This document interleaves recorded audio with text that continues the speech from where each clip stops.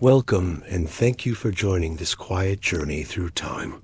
Tonight, we drift back nearly a century to a moment when the world seemed to slow to a halt, when factories fell silent, when the hum of progress faded into stillness, when millions waited not for opportunity, but for the next sunrise.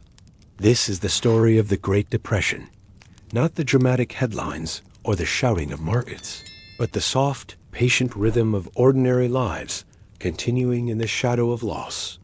You will walk the empty streets of the 1930s, hear the faint clatter of typewriters in abandoned offices, and imagine the simple dinners cooked over weak stoves in small, hopeful homes. Over the next few minutes, we'll explore not only this quiet endurance, but also the people and mysteries that rose from it.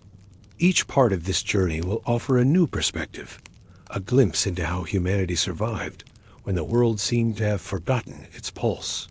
In our first segment, we'll step into the worn boots of a farmer caught in the Dust Bowl, a vast, sunburnt land where the wind carried more than just dust.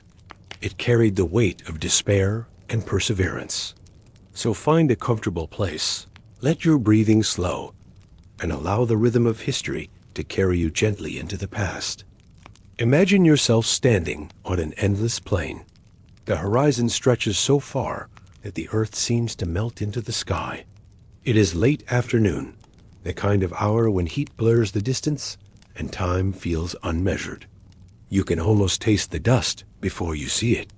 The Great Plains of America, once called the breadbasket of the world, have become a barren ocean of soil and silence.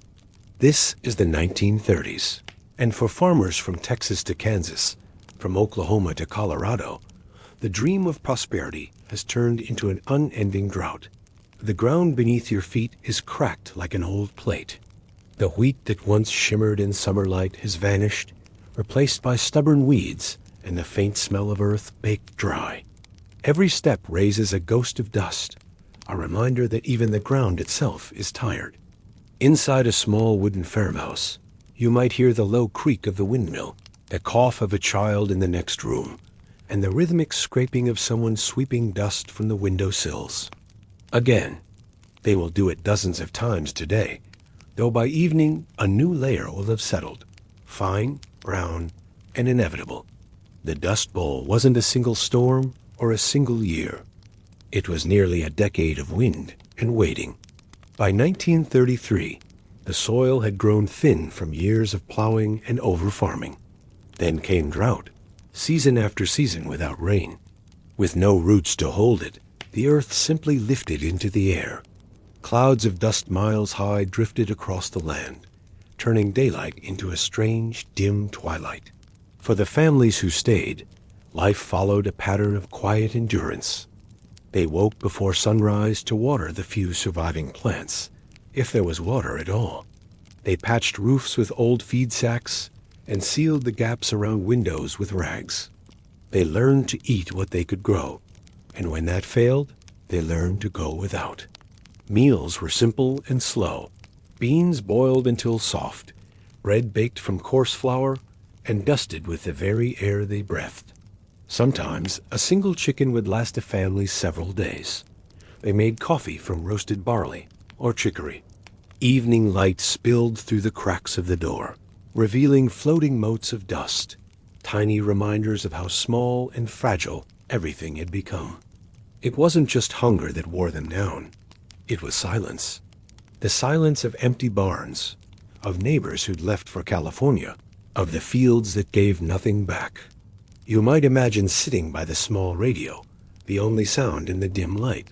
Static crackles like dry grass, until a voice hums through.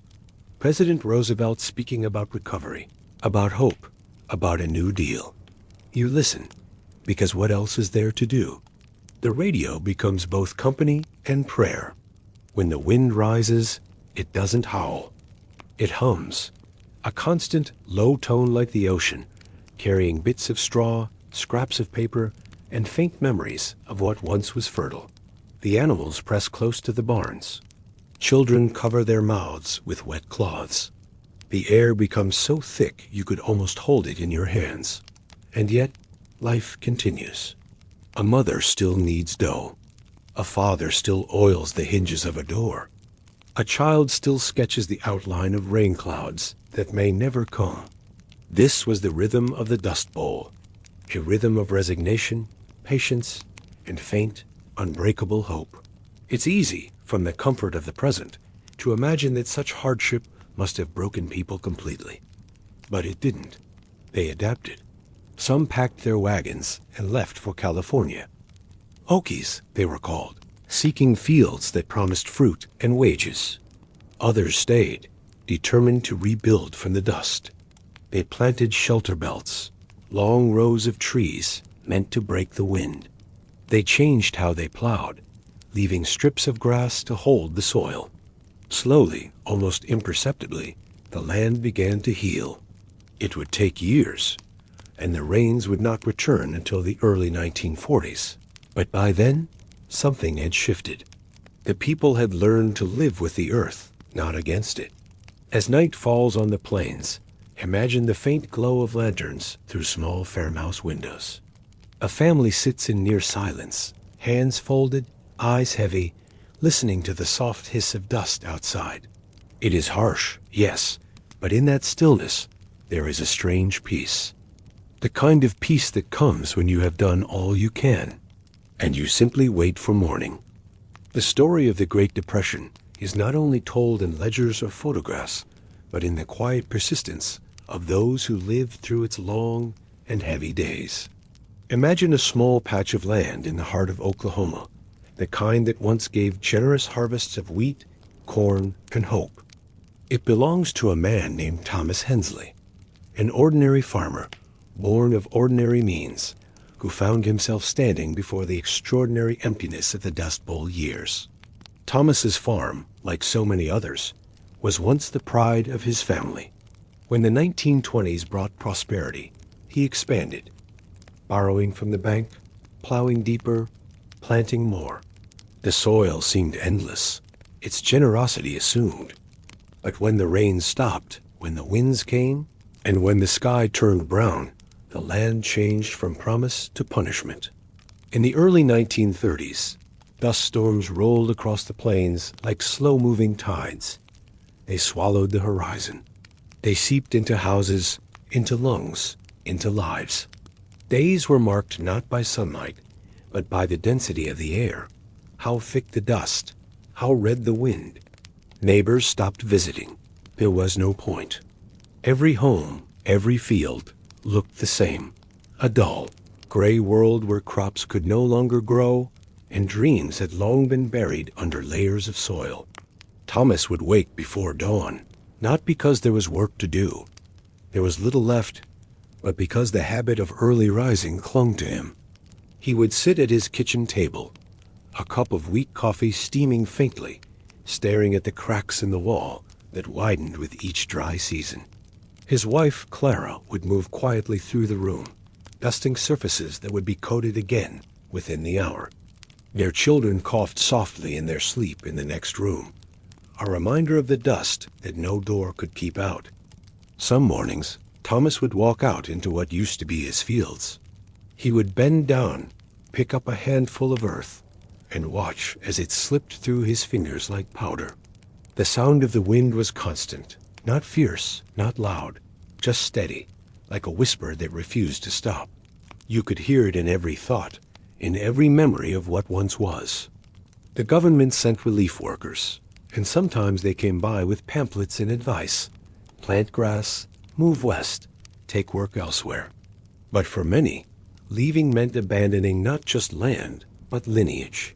The Hensleys stayed longer than most. Clara would hang wet sheets over the windows to keep the dust out. She would sing softly as she worked, old songs from her childhood. There was something defiant in her quiet, a kind of strength that did not fight the wind, but endured it. When the rains finally returned, years later, Thomas's hair had turned gray. His hands were rough, not from work, but from the long absence of it. He replanted, not with the vigor of youth, but with the slow patience of someone who had learned that the land cannot be forced to give.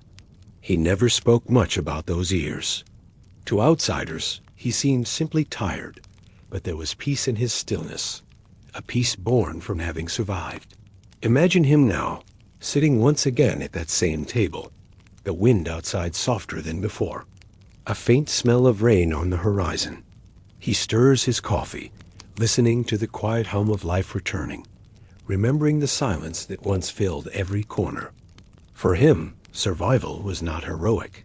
It was simply the act of continuing, one breath, one sunrise, one day after another.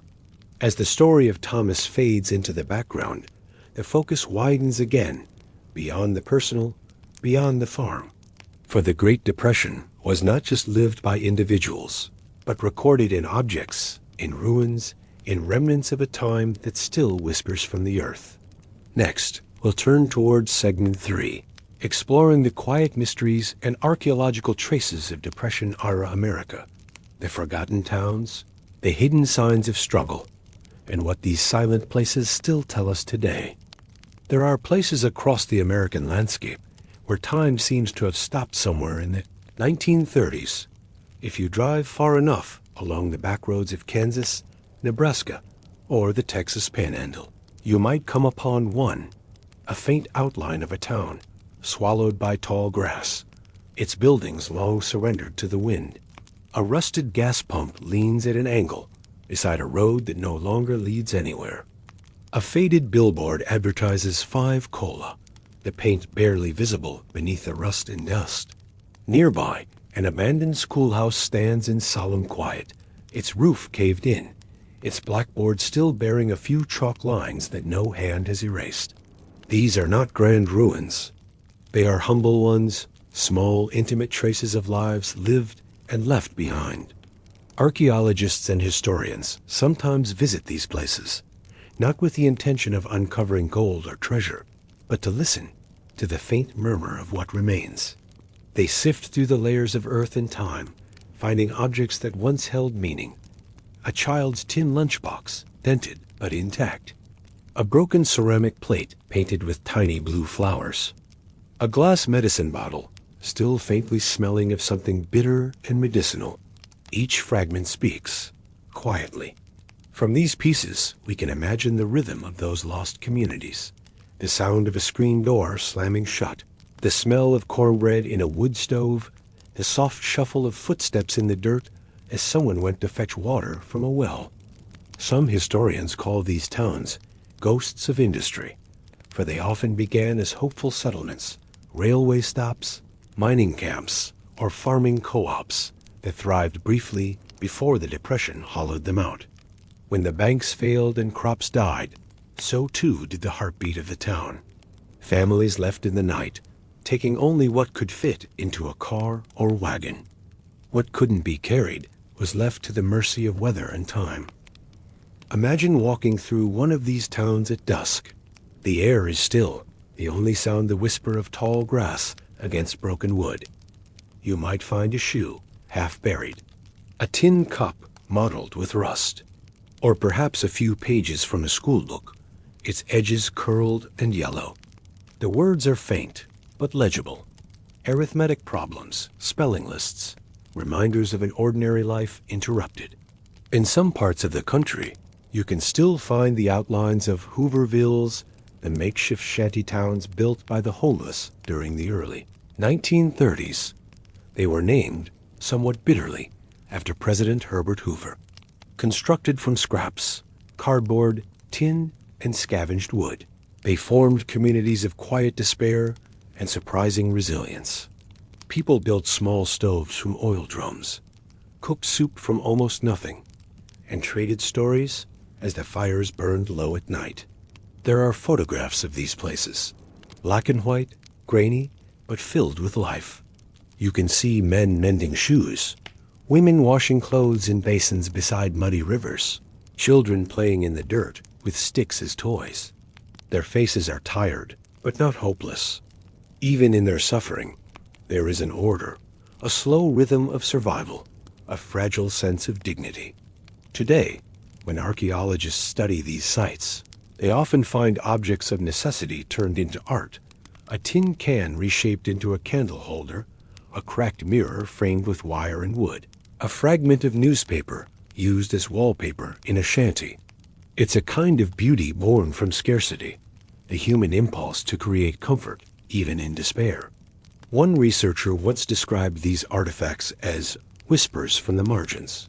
They remind us that history isn't only written by those in power, but by those who endured quietly, whose names never appeared in newspapers, whose homes left only faint marks on the soil.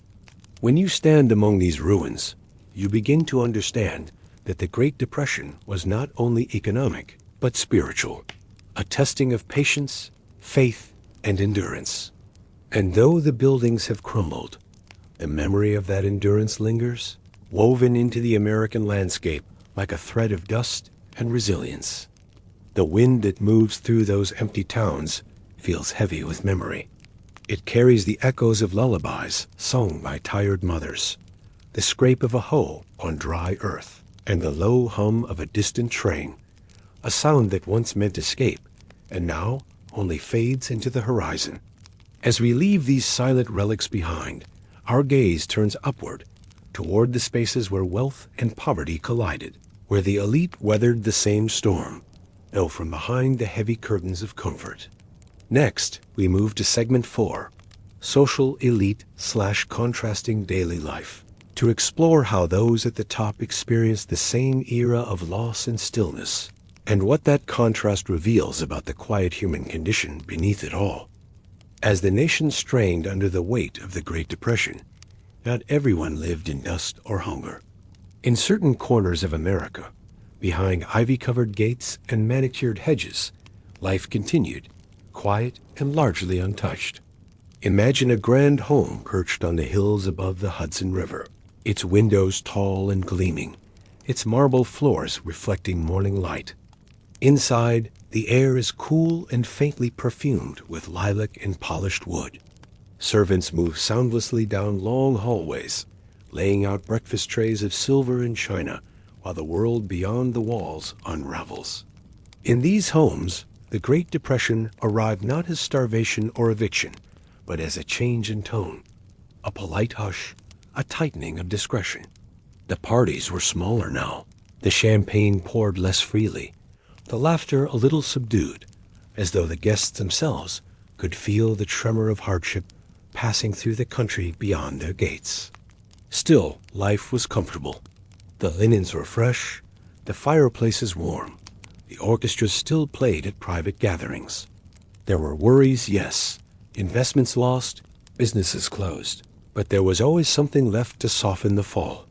In places like New York and Boston, the old families of wealth, the Carnegies, the Astors, the Rockefellers, turned inward, focusing their fortunes on preservation rather than expansion. Some donated to charities, others built public works or libraries, acts of philanthropy that both soothed conscience and strengthened legacy. They were symbols of stability in an age of collapse. Imagine yourself standing in a grand dining room during the winter of 1933. The walls are covered in soft damask, the table dressed in crisp linen, candles flicker in tall crystal holders. Outside, the snow falls silently, and beyond the estate's iron gate, men wait in bread lines that stretch for blocks. The contrast feels almost unreal. One world heavy with excess, the other stripped bare to bone. Yet even among the wealthy, a strange stillness took hold. There was guilt in their ease, an awareness of distance. Diaries from the era reveal quiet unease, entries about sleepless nights, about watching servants pack leftover food for the poor, about the silence of city streets once filled with bustle. Some sought escape in art and culture. Museums became sanctuaries, theater performances continued for smaller audiences, and literature thrived as a form of reflection. Writers like F. Scott Fitzgerald and John Steinbeck captured the fragility of the American dream, their words floating through smoky drawing rooms where people read aloud by lamplight, trying to understand what had been lost and what still held meaning. In other cities, social clubs became refuges of denial. Men in tailored suits gathered to discuss politics and golf, their cigars glowing softly in the half-dark. They spoke of recovery and resilience, but few ventured beyond the marble walls to see the resilience taking shape in shantytowns and rural farms. The elite world was insulated, not cruelly, but comfortably, a cocoon woven from wealth and tradition. Still, change crept in slowly. A wealthy widow in Chicago began hosting free lunches for jobless men. A textile heiress in New England converted her guest house into a shelter. And in the South, old plantation families found their land producing less and less, their lifestyles shrinking to match the new world's humbler rhythm. Even privilege, in time, could not remain untouched by the silence of the Depression. Picture the calm of a ballroom in 1935. The music stopped, the chandeliers dimmed, the parquet floor reflecting only moonlight. Dust gathers in corners where once there was laughter. A caretaker walks through, his footsteps echoing softly. The age of opulence has gone quiet, and even the wealthy, in their comfort, have learned to whisper. By the decade's end, the divide between rich and poor had narrowed slightly, not through shared prosperity, but through shared endurance. Everyone, in their own way, had been tested by scarcity, by uncertainty, by the stillness of a country forced to wait for dawn. In the calm aftermath of hardship, there was reflection, a collective understanding that no wall, however high, could keep out the slow passage of time. And so, the stillness of the Great Depression was universal in its reach. From the dust-blown plains to the quiet drawing rooms, it touched everyone, teaching patience, humility, and the enduring rhythm of survival. As we drift toward the end of this journey, let the quiet lessons of that time settle softly, like evening dust on a forgotten porch. The Great Depression was, in many ways, a vast silence, a pause in the tempo of modern life. It was not defined only by hunger or loss, but by endurance, by the slow persistence of ordinary people who kept going one day after another. Tonight, as you lie in comfort, you are far from the dust and the hunger, but not from the spirit of those who endured it. Their patience, their quiet strength, their hope in the face of stillness. It lives on, softly, in every small act of resilience today. So breathe deeply. Let the noise of the present fade. And as you drift into sleep, imagine the wind moving gently through an empty wheat field. The same wind that once carried the sighs, the dreams, and the quiet courage of a generation that waited, and in time, saw the dawn return.